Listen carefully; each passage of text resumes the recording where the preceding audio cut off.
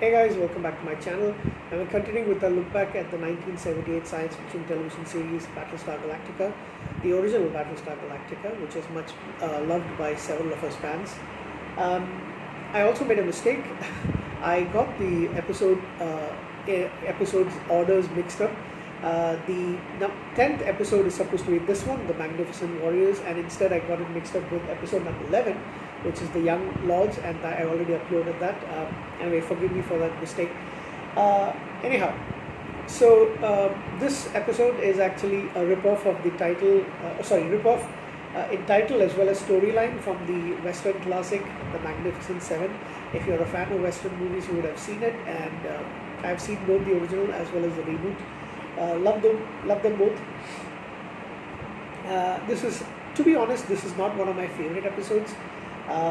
So when we start off the episode, the Cylons are attacking the fleet as usual, and they manage to sneak through the Viper patrols and past the defenses, and they attack and they destroy two of the three aggro ships. Now, because of the lack of seeds as well as the fact that two of the aggro ships got destroyed, they're going to run out of food, not enough to feed the entire group of survivors. So Adama has, Boomer, Apollo, and Starbuck go on a mission to a planet. I can't remember. Oh, it's called Sector, which is a small agricultural settlement of humans. Now, again, this question comes up. These people may have lost contact with the colonies and all that stuff, but at the same time, how come the Cylons will not be attacking them is the other question. Alright.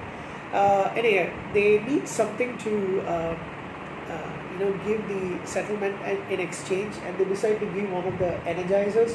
They decide to give an old energizer because the ones that they have are the colonial markings, and that may arouse suspicions. So instead, they look for any energizer that they can give instead. They find one, but it is owned by. So the title Cyrus is, I think, kind of like a lord or some person of power, maybe like a senator and stuff. And it is owned by a lady called Cyrus Bellamy. The biggest problem that befalls these folks are the fact that Adama, unshakable Adama, seems to be scared of Cyrus Bellamy. He says, this is a woman that you cannot say no to, this is a woman who you do not mess around with, and the comedy about this particular episode is the fact that Cyrus Bellamy seems to have a sight set on Adama, and he is actually scared of her. So Apollo pushes his dad in. That was funny part. And he goes and tries to woo Cyrus Bellamy, and he asks her for the energizer, and in exchange she said she wants to come along with them, and also she wants Adama to woo her. So scary as he is, he agrees. They go down to the planet. Starbuck and Boomer go and they try to meet up in a bar. They meet up in a bar. However, the people of the settlement are living in fear of a group of, well, I don't know if they are natives of that particular planet, but there's an attack of Bores. They are herd-like humanoid creatures which pillage the town, and they kill whoever is in charge, which is the law enforcement, basically a constable. So there's a guy who's there, and he's afraid. He goes and stands up to them, but at the same time he's killed. The settlement has another leader called Morgan, and he's in charge of appointing a local constable. So Starbuck and Boomer ride into town. They decide that Starbuck seems like a guy who they can put in as a constable.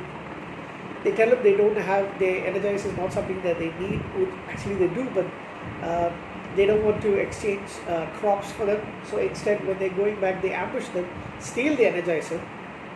Boomer and Starbuck go back to meet up with Apollo, Adama, and Cyrus Bellamy.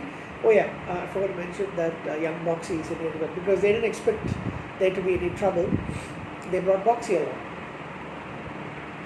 So they go back and they decide that they're going to try and find things. Starbuck decides to play a hand at Pyramid, and he wins among the Cubits, he actually wins the sheriff's medal or the constable's medal. So now he is the de facto sheriff. Now the Boreas come in. They seem to attack only when it's a full moon. They come in and attack, and they take away Cyrus Bellamy. So Starbuck has to now do the duties as constable. All of them, all the colonial warriors, they go off headed like with Adama, and they go and meet the Bore encampment, and they have a discussion.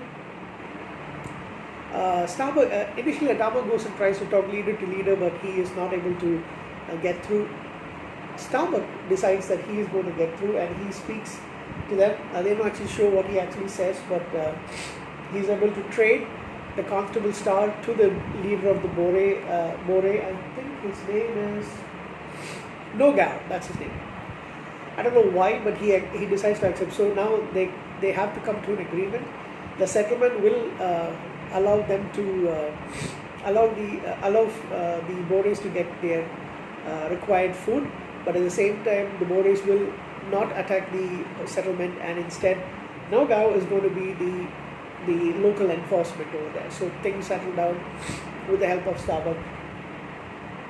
Bellamy actually dumps Adama and decides that she wants to go with young Starbuck, but the commanders actually has a lot of relief because of that. Now things end well. They actually go back. Just a few notes about this particular episode. It's mostly shot at night. You don't actually see the settlement or the town in daylight, and it's pretty similar to the towns that you see in The Lost Warrior and The Lost Patrol. The aggro ships were actually, the interior is basically a reused footage of the movie Silent Running. I haven't seen that movie, but may want to check it out. What else? Just like me, Richard Hack says this is his least favorite episode. I must agree, I found it to be absolutely ridiculous. There was no way that they could actually settle things with the Bores, who seemed to be like almost uncivilized beasts. Excuse me. And it's supposed to be a lot light-hearted, despite the fact that you see the constable getting killed and the town is actually, scared of the Bores initially, but there's no way that in one night they can actually solve these kind of things. And this is the stuff that you can normally see in 70s and 80s science fiction series, which is meant for the entire family. The entire thing gets sorted out rather quickly and in an incredible way that you will never be able to believe. This is my least favorite. Because of that, I am going to give this episode a 6 out of 10. I do not like it that much, and this is one that I would usually, I think after the first rewatch, I actually skip this particular episode because, like I mentioned, I don't really like it. It's ridiculously silly. And it's another alien series, alien race that is added to the mythology of BST, but you don't really see anything else.